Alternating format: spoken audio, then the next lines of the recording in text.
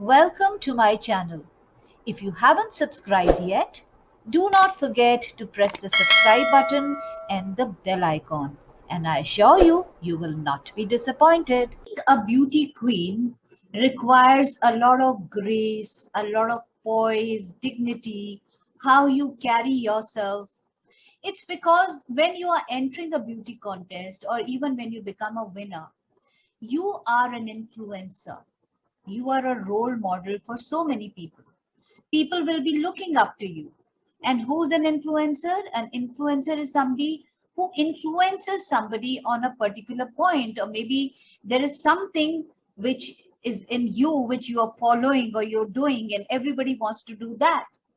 So a role model is exactly the same. We want to be like that person. So being a beauty queen or entering a beauty contest requires that you carry yourself with a lot of grace. You should be committed, you should be determined, and you should have your etiquette in place. There are a whole lot of things a beauty queen should know. Whether you are a budding beauty queen or whether you are a winner, both ways, the things which I'm going to tell you are going to really help you in life. To start with, if you want to become a beauty queen, you must remember the deadlines. Many a times people say, okay, submit your form by such and such date, submit your videos by such and such date. And a whole lot of girls wait for the last minute. Same thing happened now with the diva contests.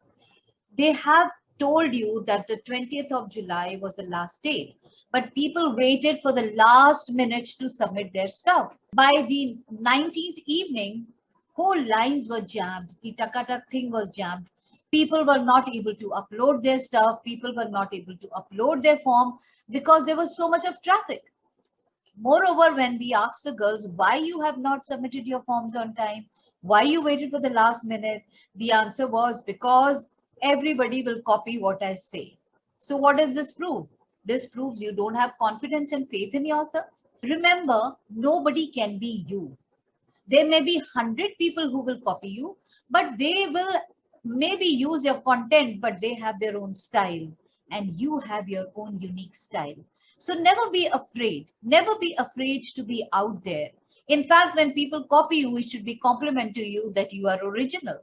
And original always remains original. So remove that phobia from you that people will try to copy you, people will do this, people will do that. And so many girls could not actually submit their forms at the deadline, and now they're completely lost. How do they approach the organization and submit their forms and videos? The organizers expect any platform, any pageant, the organizers don't want to run after you and ask you, okay, submit your form, submit your fee. It is your duty. Right from that time, they can understand who actually stands out. If you are holding on to things and waiting for the last minute, reluctant to submit your fee, that is where you are actually losing brownie marks. So many girls even ask why there is so much of fee. I've always told you this, that when you go to a particular pageant, minus Miss India or Miss Diva or Campus Princess or Time Space, these are all part of Times of India organization, which is free of cost for all of you. But the other private organizations do ask you a registration fee or the grooming fee. It's because they keep you in a 5-star hotel, they keep you for 4 5 days, there are shoots, your food, lodging, a lot of stuff is involved, and that costs money. Creating an LCD stage, creating a great stage, the music, the DJ, the anchor, the groomers, everything costs a lot of money, and it all comes out of that money. So it is not wrong for them to be asking. Yes, if it's very, very exorbitant price, then you will have to think twice. But normally it costs about that much what they are asking. So minus Miss Diva or Miss India or Campus Princess or Mr. India, which is from Times of India or Time Space, they will not ask you anything. Okay, so relax.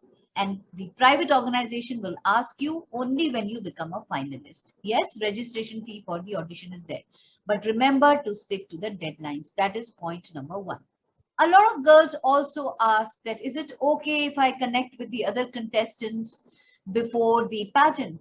It's absolutely fine. A lot of pageants actually create WhatsApp groups, or they will create Insta pages where they will actually encourage you to connect with each other, talk to each other.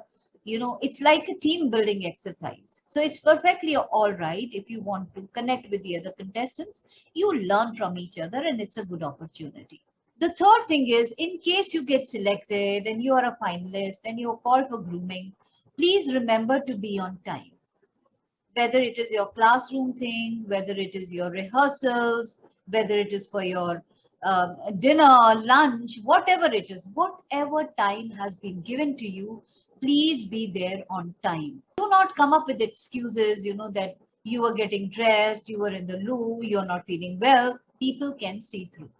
So punctuality is extremely important for a beauty queen.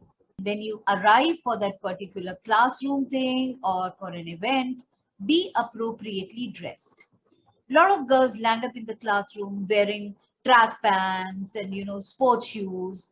You are a beauty queen, and when you are in the classroom, the expert who's there would want to see you as a beauty queen. They don't want to see you in your night suits. And even in the dining room, it doesn't look appropriate that you enter a dining room in your house coats, in your night suits, in Hawaii chappals. Please be appropriately dressed all the time. So look like a queen wherever you go.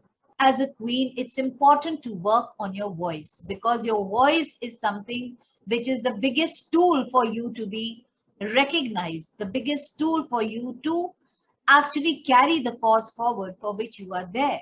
So work on your speech, work on your voice, and if you have not practiced too much about your voice, or if you really don't know how to work on your voice, or whether you should speak in English and how do you speak in English, I'm linking my videos out here. So this one is for the voice modulation. So work on your voice, tone, pitch, diction, pronunciation, and create a beautiful speech so that people actually want to hear you.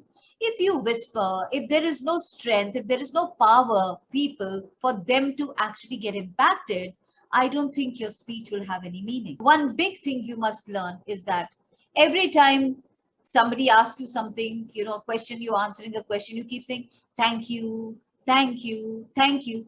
Have you seen when there is a press conference and some big shot is speaking, does he thank every press reporter after every question? They thank them together in the end. So too many thank yous, thank yous, thank yous, thank yous also are not right etiquette. Thanking once is enough. So you thank them for the question, and then you answering your question and saying thank you again. And then if they compliment you, saying thank you again. Too many thank yous also don't sound very nice. When somebody approaches you, it is important to stand physically and emotionally. Somebody sitting down and trying to talk to you looks very, very unsophisticated, doesn't have value for the other person, doesn't value the other person. So it's very important when somebody approaches you, stand. And maybe later as you speak, you can sit down, but to stand is a great etiquette. Whenever somebody approaches you, just stand. Emotionally, that means look up to them. And yes, physically, when you stand, it shows your good manners. Another breach of etiquette is when you do not take names of people. So people address each other, my photographer, my hairdresser, my designer. These people have names, and everybody loves to listen to their name because this is the most sweetest sounding word they can hear. And it actually raises their self-esteem that somebody's addressing them with their name. So it's very important. Remember the names of people, even the people who don't matter. Maybe a server who's serving you, if you remember the names, they would really appreciate it, and it shows your good manners. When you're a finalist, normally there is always a gift giving ritual. It may not happen at the state level, it may not happen at the national level, but it always happens at the international level. So there is a gift giving ritual. So there is a special event where people from different countries, they come up one by one, they talk about their countries, they talk about what is so special about their country, and they give a small token of affection to everyone. Remember, the gifts which you give to others should not be very elaborate or very expensive.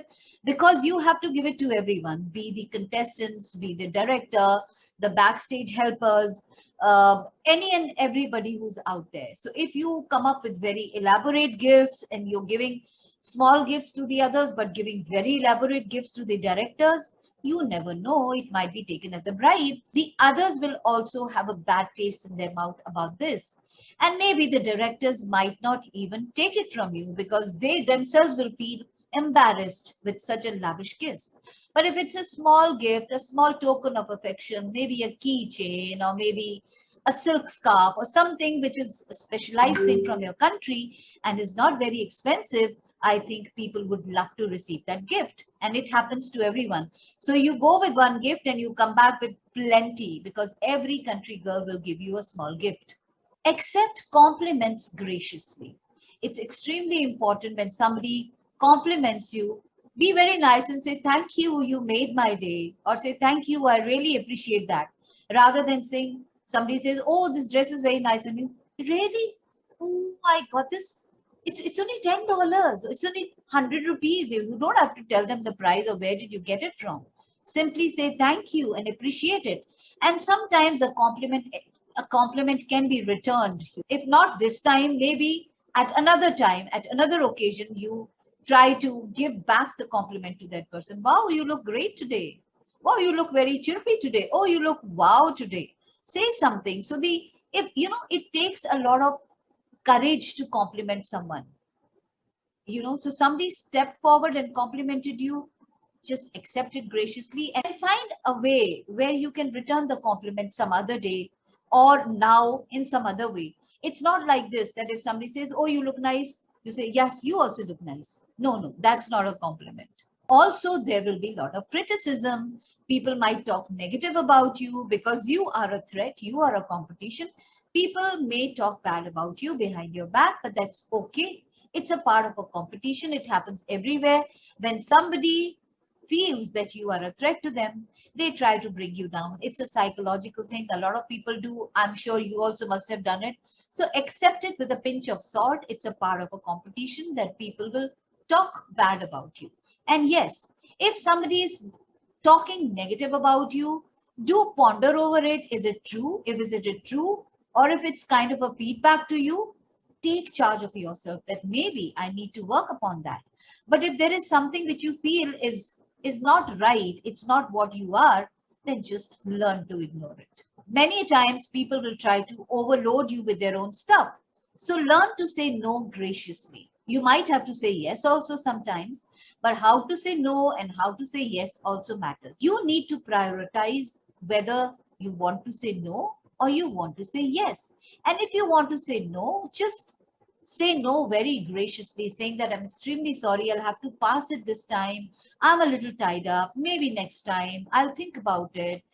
Don't just outright say no. It might hurt people, but learn how to say no. And there are plenty of ways how to say no, like a broken record and so much stuff. So look around on the internet and see how to say no, and you will find plenty of ways to say no. Be kind to everyone out there. Your behavior matters a lot. So if somebody needs something and if you have it, go ahead and give it. Whether it's a bob pin or whether it's a hair press or whether it's some makeup stuff, if somebody needs it, be congenial. Go ahead and help them. In most of the pageants, you have a secret judge who's quietly watching everyone, your behavior, how you are with others, what you are doing, how do you pass your time. A lot of stuff is being watched upon. It's because they want to pick up the best person. And if your behavior is not right with others, that would definitely be noticed. When others are on stage, do cheer them up, clap them, hoot, shout. Just see to it that they actually feel great. Because when you do this, it comes back to you. It's like the law of karma. When you actually cheer someone, somebody else will also cheer for you. Remember, people will judge you. That is what their job is. The judge is going to judge you. So don't take it so personally. When you expect that you will be judged, you will not be caught off guard. And if somebody else other than the judges are trying to judge you or talk something about you, remember, it's all about them. You are responsible for your own thoughts. What do you think of yourself is what matters. What others think of you does not matter. Of course, a judge in a contest is judging you on different criterias which are important to be judged for the pageant. They are not going to judge you personally, but people who are around you or people who don't like you are going to pass remarks on your personal self. Being a beauty queen requires a lot of strength of character. It takes grooming inwardly and outwardly. A true beauty queen knows how to make people feel good. She treats poor as she will treat the rich. She treats sick just like healthy. She's never a snob or looking down on people. So try to be that perfect beauty queen. Not everyone can win the crown, though everybody has put in a great effort into it. Every contest just have 2, 3 winners. That doesn't make you any less. The bare fact that you are a finalist itself makes you a winner. Also, don't be a sore loser. Do not storm out of the show, throw a temper tantrum. I have seen girls walk out of the stage as soon as the results are announced. Very bad etiquette. You're supposed to be there on the stage till you are asked to leave. Be there, clap, keep that smile on your face. That is what is congeniality. That is what is sportsmanship. And if you do win, congratulations. Be humble, be courteous. Don't boast or brag appropriately. Support all those girls who couldn't make it. Be with them. Just don't stand apart and ignore them just because you're a winner. You started as a team and you must end as a team. Another important point, if you are a winner, as a winner, you might have to go to a lot of events, you might have to do a lot of appearances. So introduce yourself properly. If you're Miss India and you say Miss India, people understand. But if you are a winner like Miss Himachal Pradesh or Miss Central Asia, some girls just use shortcuts. I'm Miss HP, I'm Miss CA. How do others know what does that mean? So it's very, very important to do not shorten your title. Always introduce yourself with the title you were crowned with. The coronation ceremony, whatever title was given to you, use that completely, however long it is. You get ample opportunities to thank people, the organizers, the designers, the makeup artists, the hairstylists, the coaches. Find time to thank them wherever possible, whether it is on stage, whether it's in front of media. Remember, everybody has worked hard. Everybody wants to move ahead in life. Maybe just one word of recommendation, one word of appreciation from you can make their career. So do give back generously whenever you want to thank people.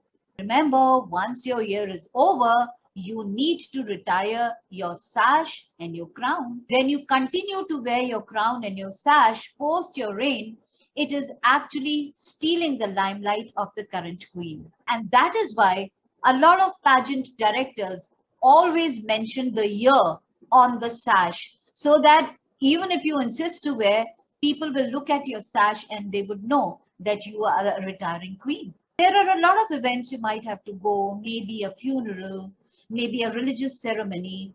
It's very important. These are not the places where you have to wear your crown. Crown at such places never fits in. If you have won a title at a pageant, always wear the title and the pageant matching to the event you go. You may have won couple of pageants, but that doesn't mean that if you are at a certain event which belongs to another platform, you're wearing the crown and the sash of another platform. It's a total disgrace to the both the organizations. So be very conscious which crown and which sash you're wearing and whether it is absolutely matching to the event where you are in. Unless you're crowning the new queen, leave your crown behind. Of course, you can wear your sash, but leave your crown behind. This is the moment of the queen who is being crowned. So with your crown around, it would be a big distraction. Wearing a crown on somebody else's coronation ceremony, unless you're handing over the crown, actually is unpardonable. And those who don't make it, please don't be discouraged. There'll always be pageants and competitions which will happen in future. Take a self feedback why you didn't make it, work on yourself, and keep trying again. And many girls, if you actually look at the previous winners, there are so many girls who have tried a couple of times before they actually made it. You are a winner like Miss Himachal Pradesh or Miss Central Asia. Some girls just use shortcuts. I'm Miss HP, I'm Miss CA. How do others know what does that mean? So it's very, very important to do not shorten your title. Always introduce yourself with the title you were crowned with. The coronation ceremony, whatever title was given to you, use that completely, however long. You get ample opportunities to thank people, the organizers, the designers, the makeup artists, the hairstylists, the coaches. Find time to thank them wherever possible, whether it is on stage, whether it's in front of media. Remember, everybody has worked hard.